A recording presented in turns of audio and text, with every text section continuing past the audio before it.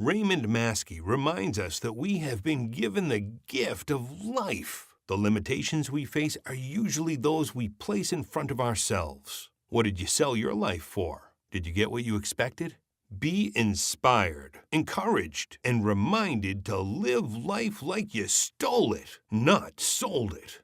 Good morning and welcome. My name is Raymond MAASKE, author, trainer, entrepreneur, and pastor of the book, Live Life Like You Stole It, Not Sold It. And I'm happy to be reaching across the pond to the other side of the world to a man who stepped out of his or the public stride of life and has done things differently.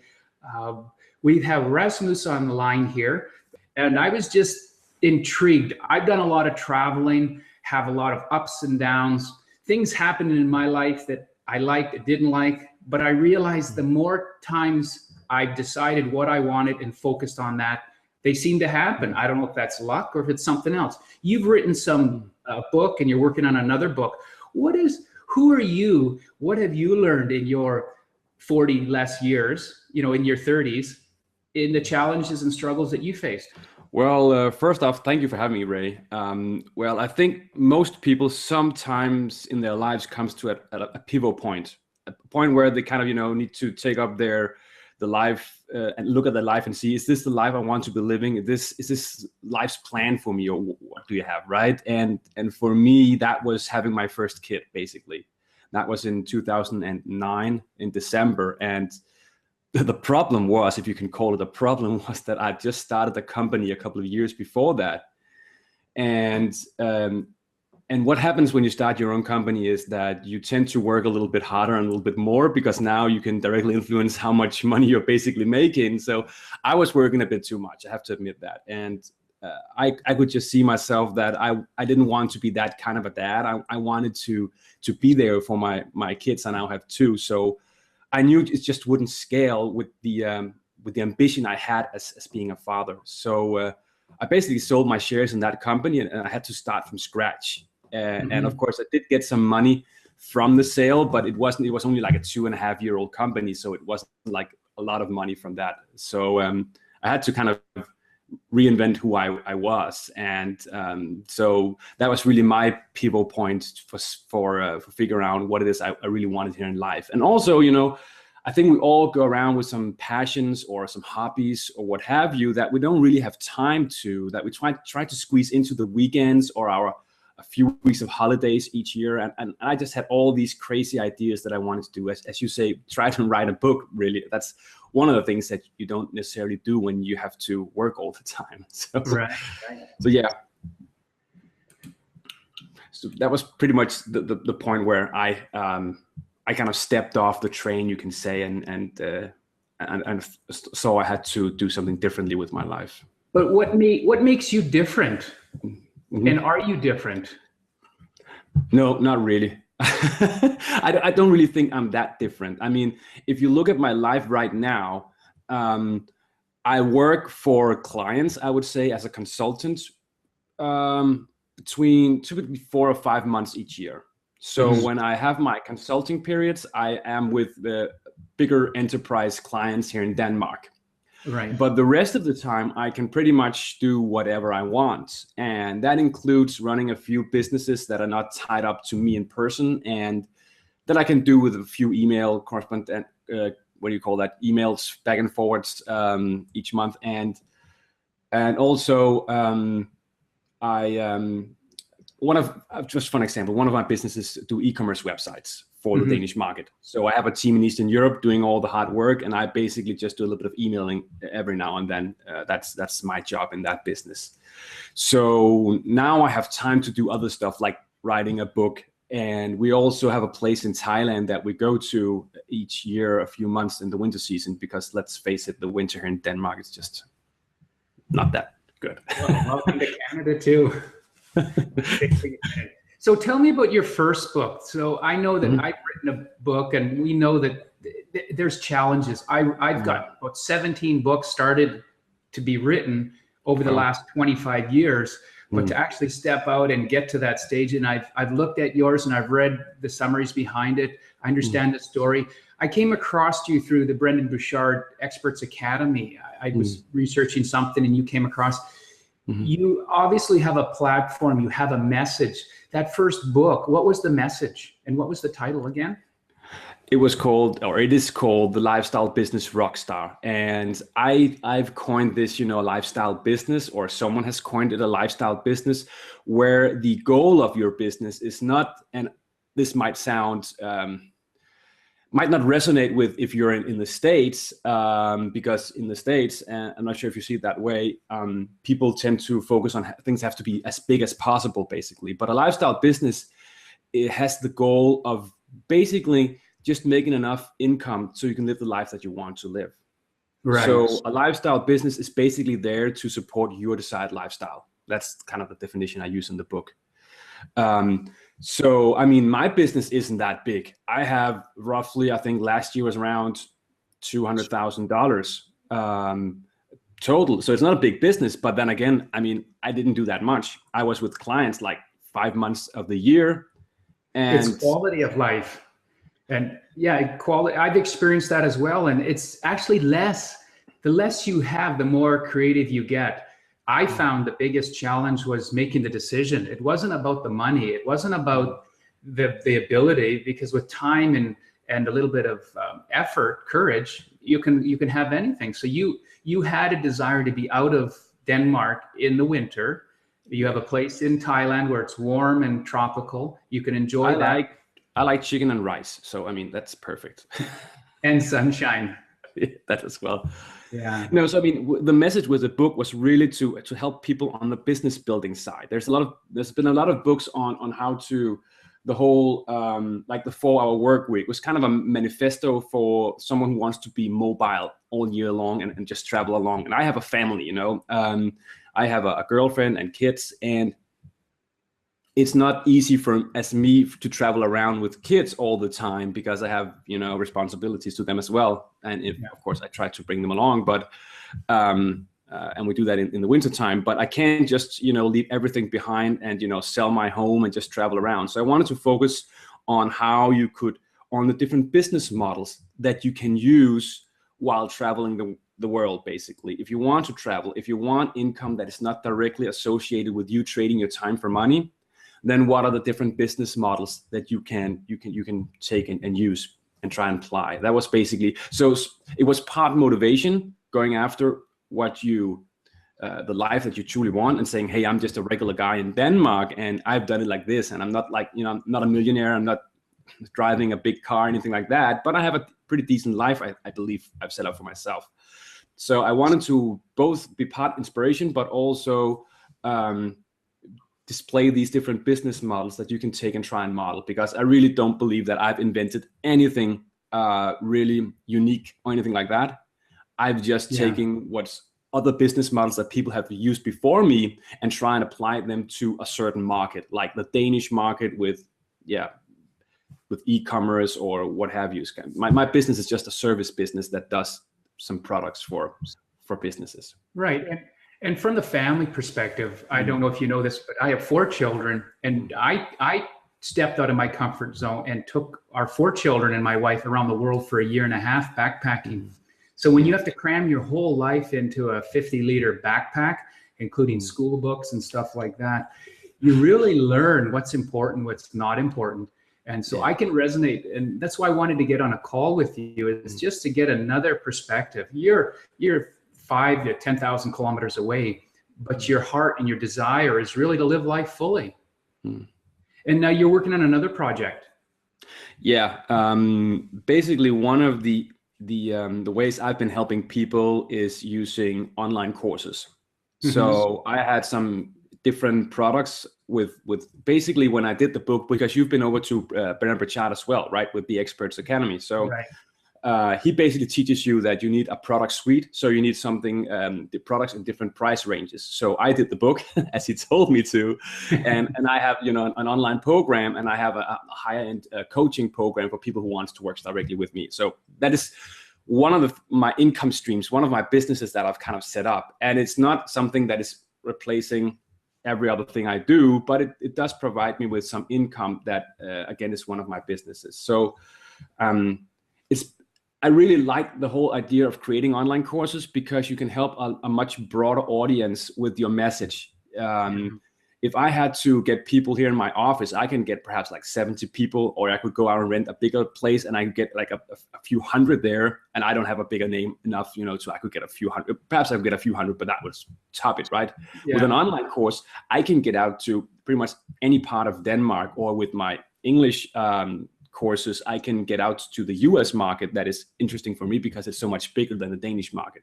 So with online courses, you can really get your message out, whether that is, you getting into knitting, or if that is, if it's business advice, or if that is health advice or whatever, you can really get your message out. So I really wanted to write a book on that. Also because I have a long background in IT. That's one of the things. I have like 15 years in IT. So I know a thing or two about the systems used for it. And I'm pretty good at evaluating the different systems up against each other. And I see a lot of really bad advice out there. So that was one of the things. The other thing is that I have a background actually in an e-learning company where we created e-learning programs actually around 2000 for enterprise customers in Denmark. So I actually know something about the whole learning process on how adult learns and the theories and models for that. And I wanted to bring that into place as well, because you want people to change whenever you present them with your message. I mean, I'm sure if you have a program, or you're a speaker or an author, you want people to change, really. You want to help them from one place and transform them into another place. And if you just put your message out there and don't think about how you structure your message, then there's a chance that people won't necessarily get it, and they won't necessarily follow up on the advice that you've given them. So I wanted to bring that into the play as well, both the technical side, but also the whole adult learning side on how we as adults learn, and how you can package your knowledge basically in a better way to have a higher impact with people. Now, do you do this all in English, or do you do it bilingual? Well, the book is, it's a bit crazy. I'm not so strategic about that, but the book is being written in English because it's a bigger market. But I actually just in Danish, I launched a Danish online course on online courses. I know it's super meta, but it's crazy. But basically, I had all the models that I had developed for the book, and that's a long writing process. So I thought, well, while I'm writing this, I might as well just shoot a few videos with the same stuff, and then I launched that to the Danish market, but that's in Danish. I might, create an English course as well to go along with the book later on. But right now I'm writing on the English book, but have launched a Danish course on the subject. Okay, I've looked at your site. I've looked at your presentation. Very professional. Now, you're technical. What are some of the tools and the techniques that you use because when we've gone to Brendan Bouchard Expert Academy, he's broken some things down, but it's still difficult. Technology is changing all the time. For example, this is the first time I've done one of these Hangout live chats or broadcasts, and we don't know how that's going to be encompassed, but we have Skype. There's different ways to communicate. And for us to communicate thousands of kilometers away in real time, it's pretty amazing. Yeah, when it comes to, you talked about my presentation and my website, and I think actually my official English blog is actually the first time I've ever paid a designer to create a website for me. Okay. And I have to be honest, at the time I thought, well, that's okay, but it was a long process. And in the end, I just wanted it out. So I spent like 3 months and several $1,000s because I could afford that. And I got something custom made. But in the end, I think I would be better off just to do what I usually do. And that is the strategy I always tell people to do if they want a professional looking website is, of course, first you probably, you use WordPress as well, I guess. But go with WordPress because most hosting companies, they have this one-click install. So you just have to basically click a button and suddenly WordPress is installed. Then get a theme over at themeforest.net. A theme is just a pre-designed website template. You install that. That's the most technical part of the whole puzzle here. And then once you have those two things in place, you basically have a website. But then you can, of course, do the third optional thing, and that is getting a logo designed on something like Fiverr.com, if you know Fiverr. Yeah. And of course, you're not going to get a logo as well thought out as the Nike logo or whatever. But if you're beginning and you don't have a lot of cash, a Fiverr logo will be perfectly okay. And this whole process minus the Fiverr logo can be done by people not knowing about IT in an hour. If they just have the step-by-step process I just outlined, they can do it in an hour. I can do this in 10 minutes. But I mean, if you're starting out, you can get a professional designed website in an hour for like $50. I think a theme on ThemeForest costs around $50. And then a logo on Fiverr to $5-10. And you can have your website up and running in a few days. You just have to add content, basically. So what energizes you? What gets you going? Because as an entrepreneur, self-employed, even if you're a consultant, you're still responsible for the discipline of your own time and actions. Are there any, you know, and you have young kids too. Do you have a home office, or you go away from the office? How do you balance your time, your family, business, yourself, and that? Great question. I mean, I have an office 5 minutes from where I live, and that's where I am right now. I actually have a video set up right now with some lighting, because I also go up here and shoot videos. And again, that's because I have young kids. I mean, I consider having an office at home, but as you said, it's difficult to let people and my family know when I'm working and when I'm not. You know, when I'm just browsing YouTube, am I working, or is this like work related or not? Or it's just like a kitten jumping around, right? Right. So, I mean, I go over here, but the good thing is that when you're an employee, you're very focused on time. You need to work like these 40 hours a week. When I work, I'm focused on productivity. So I just get over here, and typically my mornings, at least when I'm not doing consulting, is pretty lazy. I mean, I get up with the kids and have breakfast, and I actually drive them down to where they have to be in the day. We typically get out late at the door because we take it slow in the morning. And then I get over here, and if I have any creative stuff I need to do, like writing or shooting a video, I do that first in the day, because that's where my brain is the fastest. Right. And then later in the day after lunch, I get down to the more low energy tasks, like my email, stuff like that. And or setting up stuff that just needs to be set up, or having interviews like this also, because it's better with your time zone that you have. But then I'm actually happy when I get into the office, I write down the 2 to 4 tasks that I need to do that day. And if I get crossed all of those tasks in a couple of hours, that's fine. I can just go home or get the kids or whatever. I mean, that's fine by me, because my goal is not how much time I spend on stuff. My goal is, do I get my stuff done that I need to get done? That makes sense. So you can do the things you really like doing as well. Yeah. Now, oftentimes common sense, simple things in life, advice are sometimes the hardest lessons to learn or to practice. Do you have any common sense advice that maybe you'd even give your children that would help them, live a life that gives them that freedom, that personal freedom that you have decided to cut out in your life and make a journey? You're the captain of your destiny in a lot of ways. We don't have total control, but we can take control where control is available. Do you have anything that with my kids, I have one. With my kids, I have one mantra that I keep repeating. I often say it almost daily to at least the bigger one, she's 5 now, and I say to her, anything is possible. Anything is possible. Because the second that you say to yourself, this is not possible, your brain will just stop looking for solutions. Right. And even you're going to Mars, if you tell yourself that's impossible, well, your brain won't look for any solutions to it. But once you say to yourself that, going to Mars is actually possible, then your brain will start helping you to create solutions and find a solution to the problem going to Mars. So that's one mantra I repeat to her often. But that's more like, I think she thinks I'm crazy sometimes, but kind of whisper to it, anything's possible.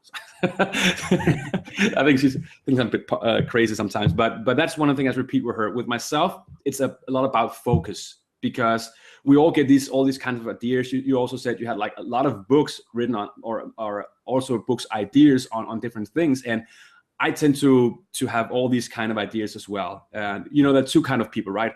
Those who say, Rasmus, I have no ideas whatsoever. And then there's the other group of people who say, Rasmus, I have all these ideas. Where should I start? Right? I'm probably in the last group of people. So I need to focus. And I've learned that the hard way, you know, where I've done some crazy stuff I thought was good for my business. It wasn't that good for my business. Spent a lot of money on that and a lot of time. And in the end, I learned something. So it wasn't a total waste, but I learned not how to do it, right? So focus for me is a pretty important thing. And then also when we're on the subject of ideas, I tend to tell people there are no right or, you know, good or bad ideas. People come to me and say, Rasmus, I have this awesome idea. You know, you can make a millionaire. And I say, well, I get 5 of those each day. Right. You have to do more to impress me, right? So idea. I mean, once you have an idea and once you implement it and once you sell it to Facebook for like $2 billion, something like that, then you can look back on your idea and say, that was an awesome idea. But until you actually take action and have success with it, then it's just another idea. And it's, you know, what's the term, you know, and it's success is like 10% inspiration and 90% perspiration, right? And I truly believe that. So when people come to me and say, I have a good idea or I have too many ideas, have no ideas, I tend to say people just choose one thing, work on that, and focus every effort you have on making that a success. And then if you have more ideas, you can always just stack them up, you know, put them on a list and do the next thing after that. So, and that's key there. You have to do the next thing. You have to keep moving forward. You can't just get the idea and say, here's my idea and sit on it. It actually takes work, doesn't it? Absolutely. There's no, easy thing here in life. I'm sure you guys got a lot out of this as I did. Check out the show notes for all the information and more details.